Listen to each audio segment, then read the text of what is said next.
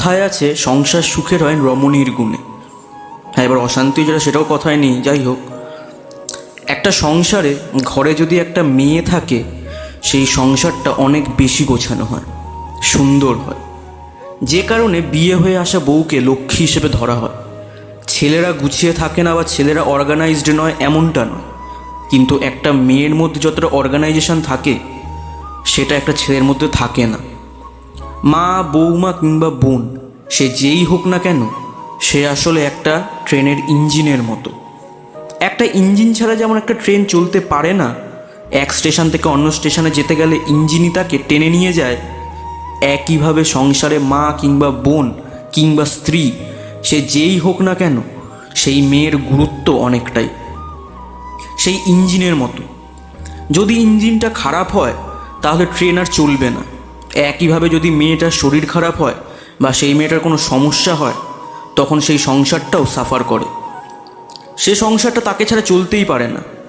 তাই নিজের যত্ন নিন, সময় মতো খাওয়া দাওয়া করুন, কারণ তুমি যদি সুস্থ থাকো তবে সেই সংসারটাও ভালো থাকবে, কারণ তুমি সেই সংসারের ইঞ্জিন। তুমি যদি সুস্থ থাকো তাহলে সেই ট্রেনটা পরের স্টেশনে পৌঁছে যাবে, সময় মতো নিজের গন্তব্যে পৌঁছে যাবে। আফতাব শ্রদ্ধার ঘটনাটা তোমরা কম বেশি সবাই শুনেছ, কিভাবে মেয়েটাকে 35 টুকরো করা হয়েছিল। শুধুমাত্র এই একবার নয়, তারপরেও আরেকটা ঘটনা সামনে এসেছে, যেখানে আরেকটা মেয়েকে 50 টুকরো করা হয়েছে। নিজে স্ট্যান্ড নেও। যদি তোমার পার্টনার বা তোমার লাইফে কেউ তোমার গায়ে হাত তোলে, প্রোটেস্ট করো। তাকে এটা বুঝিয়ে দাও যে তোমার সম্মান আছে, তুমি তোমার সম্মানের সাথে কোনো কম্প্রোমাইজ করবে না। না, ভয় পাওয়ার কোনো দরকার নেই। সেই মানুষটাকে রিয়েলাইজ করাতে হবে যে সে ভুল কাজ করছে। মুখ বুজে থাকলে একদিন তোমার অনেক বড় ক্ষতি হবে, তুমি নিজেকেও হারিয়ে ফেলতে পারো। তাই এই সুযোগ তোমার সেই মানুষটাকে দিও না। সে যদি কখনো তোমার গায়ে হাত তোলে, তাকে স্পষ্টভাবে জানিয়ে দাও যে আমি আর সহ্য করব না, কারণ জীবনটা তোমার। রেসপেক্ট তুমিও ডিজার্ভ করো। ভালোভাবে বাঁচার অধিকার তোমারও আছে, সম্মানের সাথে বাঁচার অধিকার তোমার আছে, সেটা কেউ তোমার কাছ থেকে কেড়ে নিতে পারবে না। ভালো লাইফস্টাইল সবাই চায়, কিন্তু শুধুমাত্র টাকা দেখে মানুষের কাছে চলে যেও না, সে মানুষটার চরিত্রটাও দেখো, কারণ দিনের শেষে টাকা তোমাকে সেই মেন্টাল পিস দেবে না। তুমি তোমার প্রয়োজনীয় সব কিছু সেই টাকা দিয়ে করতে পারো, কিন্তু যখন তোমার ভালোবাসার প্রয়োজন হবে, তোমার কেয়ারের প্রয়োজন হবে, তখন তোমার অ্যাকচুয়ালি মানসিক শান্তির প্রয়োজন হবে, তখন তোমার সেই মানুষটাকে প্রয়োজন। যদি সে মানুষটা খারাপ হয়, তখন সে তোমাকে ব্যবহার করবে, করে ছেড়ে দেবে।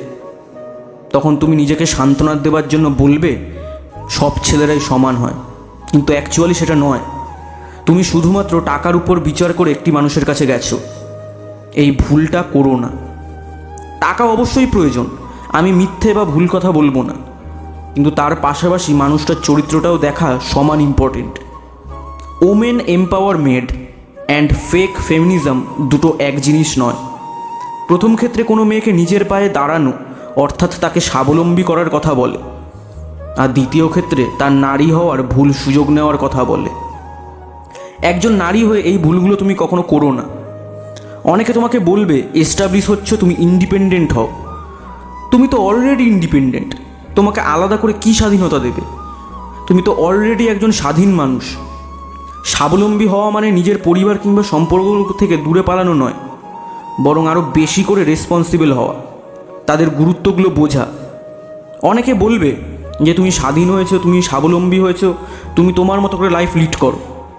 তুমি লাইফ লিড করো, কোনো প্রবলেম নেই, কিন্তু লাইফের একটা টাইমে গিয়ে তোমার মনে হবে পরিবারের গুরুত্ব ঠিক কতটা, একটা ফ্যামিলির গুরুত্ব ঠিক কতটা।